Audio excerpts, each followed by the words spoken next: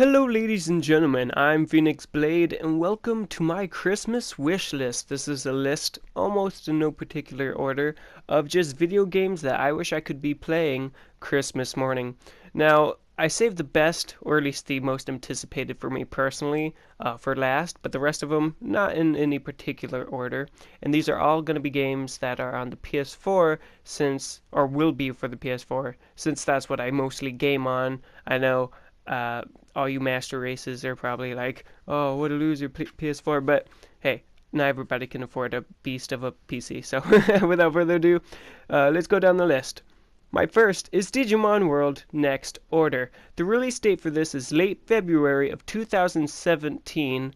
Now, I'm super excited for this game because I played like the first three Digimon World games and I beat the first one. I got like most of the way through the second one, and I was at the final boss battle of the third one. So I really enjoyed this series, and it's just so awesome that this Digimon World Next Order is going to go back to the original first Digimon World, where you raised Digimon and you had to make sure they went to the bathroom at the right place or else they'd become a virus type, or you'd have to train them in certain stats or do certain things to make them evolve to what you wanted. And in the first one there was no guide at all on how you would do this. So you really had it's kind of guess and check method to get the Digimon you wanted. And I love that game so much that not only could you battle bosses with these Digimon that you raised up, but you could also battle other people. So even if you had the exact same Digimon, one of them would be stronger. And that was just so cool to me. And I'm really curious on how exactly they're going to go about doing this in this Digimon World Next Order. I know for a fact that they're saying that you'll raise two Digimon simultaneously this time, and that you can pick one of like two characters, a boy and a girl, I'm assuming. And I just think that's so cool.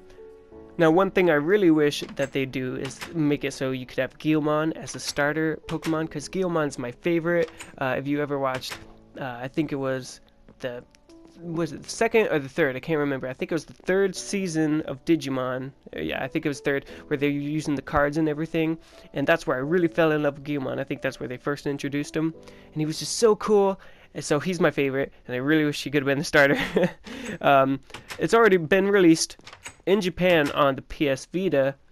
Now, it's getting good reviews so far. So I'm fingers crossed that this is going to be a really good one. I'm really hoping, because I'm super excited for it.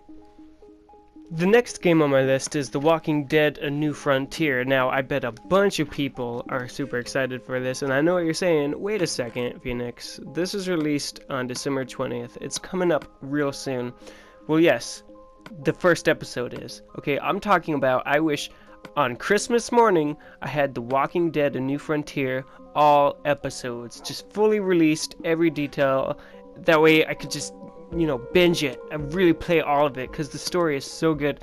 Not too long ago I bought for the PS4 the first two seasons, and in my run I made Clementine such a badass. She even watched when that horrible guy, I can't even remember his name's not worth remembering, okay, but when he got his face bashed in by Kenny, okay, I let Clementine watch that crap because she was like, you know what, evil deserves to be punished. So I'm really wondering what her personality is going to be like in the third one. I'm also kind of curious about this Javier guy that you'll also be playing as. And you'll also learn about the year gaps, that we missed between the time we played as Clementine and now Clementine older. Not only is she a teenager, but she's got AJ on her shoulder in one of the pictures I've seen. So he's still there, and I'm curious about what she's had to do to keep him alive. I also saw in one of the pictures her finger is missing. Totally curious about how the heck she got her finger cut off, her ring finger. There's got to be some story between that. So, super excited for this one. The next one on my list is Final Fantasy VII, the remake. Now, also another game that I'm sure a ton of people are excited for. No release date yet, but I mean, I've played the first one, right? I played the first Final Fantasy VII, of course, out of order. I played, I think it was Crisis Core. No, I played Dirge of Cerberus, Crisis Core, and then Final Fantasy VII. So that actually messed with me. I do get things confused from time to time. However, super excited because the story was really great. You got to do so much cool stuff in Final Fantasy VII. And at first, I was really upset to hear that they were going to split this game into kind of different parts. So, like the first game would cover maybe the first disc, and the second game, second disc, and so on. But then I started looking at the game and what happens in it, and I can totally see how they might do this, because in the first one, in the first disc, so much happens, right? First off, you got the train ride, and you go in and you destroy that Mako reactor, and then you meet all the characters. You know, you meet Barrett and you meet Aerith for the first time, and you don't know what it is about her, but you're drawn to her naturally because you have all of Zack's memories. Even though you're Cloud, who was a freaking, you weren't even first class, you weren't even soldier first class, but you think you are, and it's crazy. And then of course how the way the disc ends, I'm not gonna say in case anybody for some reason doesn't know the end of the first disc, but you got a tragic loss, which is perfect, a cliffhanger, a perfect end for what would be the first game. So I can see how they would do that. That being said, this could be a year, this could be 2 years, this could be 4 years away before they actually release Final Fantasy VII Remake, but I really wish it was just out already. I'm so excited. Now, this next game on my list, there is no reason for me to even have to justify it being on my list, because many of you, I'm sure, are also excited about this. It's Red Dead Redemption 2, okay? I loved the first game. The game had a bunch of hilarious moments. That game had a bunch of, like, serious moments. No matter what you did, it wasn't one of those pick your ending kind of games, you know? It gave you the ending, whether you liked it or not. And, I mean, the ending, I had mixed feelings about it because you spent all that time, you know, and then he dies. They killed him off no matter how good you are. So that was really interesting. But then you got to play as his son, kind of getting revenge at the end there. And then you can just go around and do all the other miscellaneous stuff he never finished as his dad. But I'm super curious, what are they going to do with Red Dead Redemption 2? Okay? Are they going back in time to before the events of Red Dead Redemption 1? Is it going to be after? I mean, if this info is already out there, I don't know about it. All I know is that the first one is great. The second one has got to be great because they got a high bar to reach. Okay, Red Dead Redemption was just, it finally made cowboy games cool, you know? Like, I hadn't ever liked any kind of genre like that previously, and so this one, I mean, they got a high bar, but I know they can do it because it's just, how could it go wrong? I'm jinxing it. I need to stop. The very last one on my list is The Last of Us Part 2. This has no release date, but I watched the teaser trailer, and oh my god, first off, the graphics on that trailer were so amazing. It really, just the fingers, you know, they look real, like, not animated kind of real, but like, almost like an actual person plucking those strings. So I don't know, the physics in this engine look great.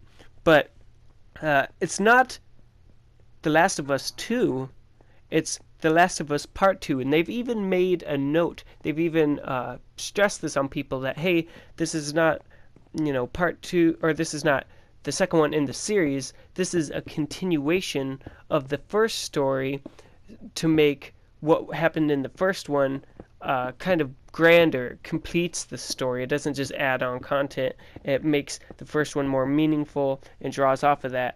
And I'm so glad that because they said they wouldn't even do a part 2 unless there was a story worth following up on. So I'm really glad that they felt they really had something solid there that they could invest their time and effort into making. And if it's anywhere near as good as the first one, I'll probably cry because I guarantee it's going to have a tragic ending. There's just no way it would be a happy sunshine ending. And it was just so interesting. Ellie seeking revenge on the Fireflies. You've seen that trailer, all those bodies laying around, and you know the symbol of the Firefly was like outside the house, so you know that's who she went and killed. And Joel comes in, he's like, are you really gonna do this? And it's super dramatic. She's just like, I'm gonna kill every last one of them. And I'm really glad that not only Ellie but Joel is back, and you know he didn't die off camera like, oh, by the way, I'm off here on my own, and Joel died somewhere. Like, I'm glad they're both back. And I'm so excited. I can't even And you'll be controlling Ellie mostly for this part 2. So that's going to be really interesting. I actually really liked that winter scene when you controlled Ellie and Joel was all hurt and you had to take care of him and survive on your own. That was really interesting, and it was a great kind of way to tell a story. Even though you were still playing it the same way, you had a different experience since you felt almost weaker and less experienced, and things could go wrong and you wouldn't know exactly what to do. So, just so excited for The Last of Us Part 2.